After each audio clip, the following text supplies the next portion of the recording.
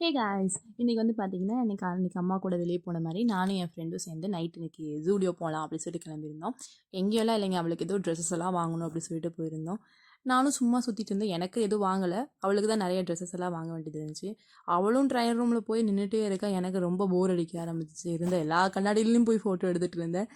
என்ன பண்ணுறதுனே தெரியல. ட்ரையல் ரூம் கூட விடாமல் ஃபோட்டோ எடுத்துகிட்டு இருந்தேன். அவ்வளோ நேரமாக நாங்கள் வந்து ட்ரையல் ரூம்லேயே உட்காந்துட்டு இருந்தோம். ஃபைனலாக எப்படியோ அவளும் கொஞ்சம் நேரத்தில் வெளியே வந்துட்டா. ஸோ அவளுக்கு தேவையான ட்ரெஸ் எல்லாம் வாங்கிட்டு நாங்கள் அப்படியே அங்கேருந்து கிளம்பிட்டோம். ஸோ கிளம்பிட்டு சரி ஓகே, பக்கத்தில் இருக்க கடையில் ஏதாவது சாப்பிட்டு போகலாம். ஆல்ரெடி லேட் ஆயிடுச்சு, பட் ஸ்டில் ஏதாவது சாப்பிட்டு போகலாம் அப்படின்னு சொல்லிட்டு நானும் அவளும் சேர்ந்து பக்கத்தில் இருக்க ஒரு வேலன் கடைக்கு போயிருந்தோம். வேலன் காஃபியை என்னன்னு தெரியல, அங்கே இருக்க கடைக்கு போயிட்டு திராமிசூன்னு ஒன்றும் அப்புறம் ஃப்ரெஞ்ச் ஃப்ரைஸும் வாங்கியிருந்தோம்.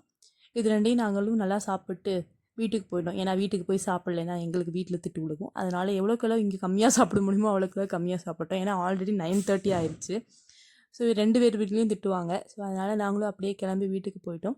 வீட்டுக்கு போயிட்டு இவள் வீட்டுக்கு போவான்னு பார்த்தா வீட்டுக்கு போகாமல் எங்கள் வீட்டுக்கு நின்றுட்டு எங்கள் அம்மா கூட இருந்து கல்லை ஓட்டுட்டு இருந்தா. சரி ஓகே, நம்ம அப்படியே கிளம்புவோம். பாய்.